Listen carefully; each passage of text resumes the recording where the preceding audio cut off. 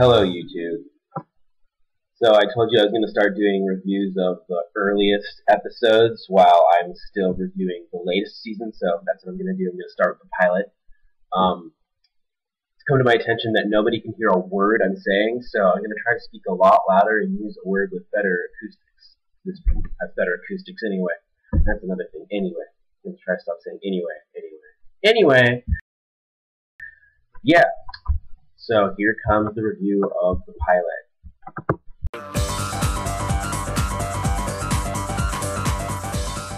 It's really hard to compare this episode fairly to the rest of the series. This one has the unenviable task of introducing the characters, the story structure of every episode that comes to follow, spooky atmosphere, and the story arc. And it also has its own standalone story, which is really good. So, and it's all done well. So, this is graded on a curve.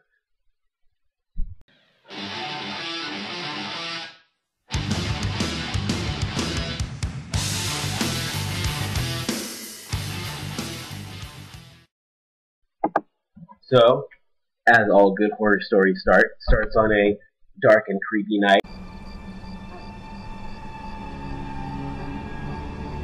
where we have typical American nuclear family.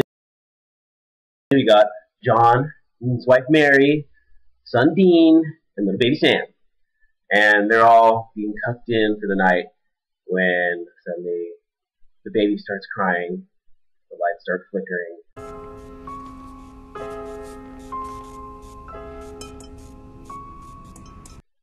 And Mary, of course, has to go check it out.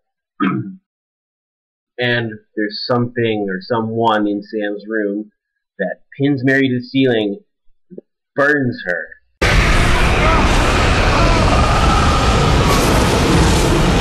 And John barely manages to get the kids out alive.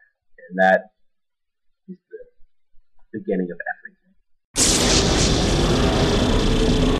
So we cut to several years later, and we see Sam in college. He's got a ridiculously hot girlfriend. He's acing all his classes. He's going to Stanford. He's acing all his classes. He's taking shots in the bar. We're not exactly the Bradys. I'm not exactly the Huxtables. More shot. Everybody! He's got it made. He's going to have a full ride at a law school for next year. So, in the middle of the night, Dean busts in, his brother Dean, who he hasn't seen in 4 years. They are estranged. And drags them out into the night to help them find their missing dad. And they have this brilliant little conversation where they just explain everything in 2 minutes. That they hunt monsters the way other people hunt deer. When I told Dad I was scared of the thing in my closet, he gave me a .45. What was he supposed to do? I was 9 years old. He was supposed to say, don't be afraid of the dark. Don't be afraid of the dark. What, are you kidding me? Of course you should be afraid of the dark. You know what's out there. Yeah, I know. But still, the way we grew up after Mom was killed, and Dad's obsession to find the thing that killed her. But we still haven't found the damn thing. So we kill everything we can find. Save a lot of people doing it, too. Anyway, so his dad has gone missing. Damn it, I said it again. Anyway, so this is where the Monster of the Week story starts. And we have this hitchhiking ghost that kills people, and it's a very familiar story. It's a take on the vanishing hitchhiker urban legend.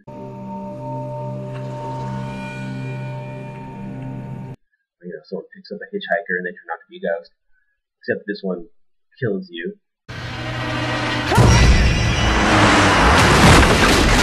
They do their investigation and they realize that while their dad was here, he suddenly left town and dropped the case to chase something bigger and badder. I don't think he's been here for a couple days at least. Salt? Cat's eye shells? He was worried. Trying to keep something from coming in.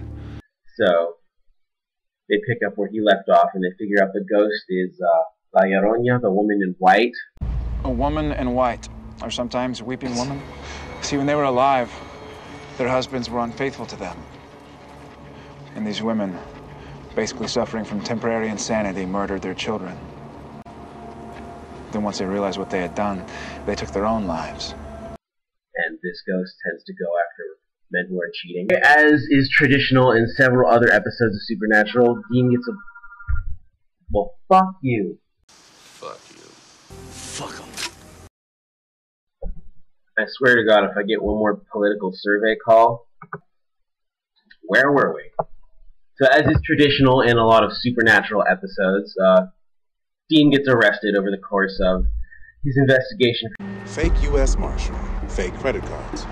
You got anything that's real? My boobs. You have the right to remain silent.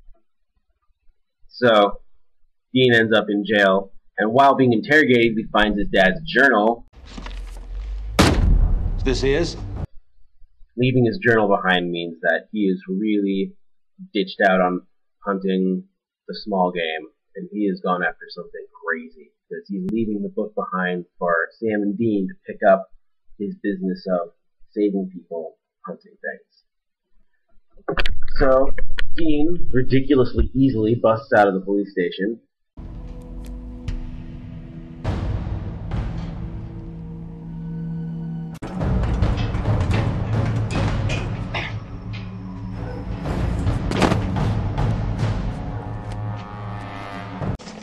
I've got his journal. He doesn't go anywhere without that thing. I don't understand. I mean, what could be so important that Dad would just skip out in the middle of a job? Dean, what the hell is going on? So the ghost tries to seduce him. I'm not unfaithful. I've never been. You will be. Says no means no, but then Dean shows up and starts shooting Casper in the face. That's a line from that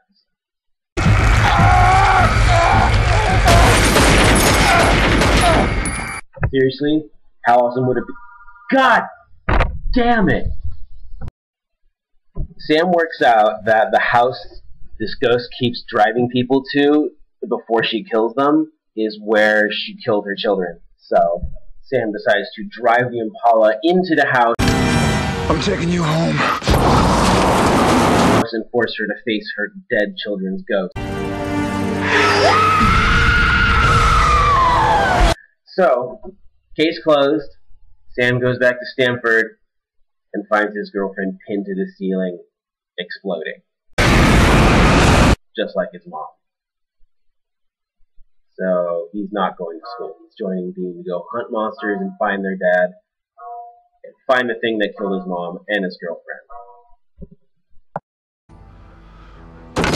We got work to do.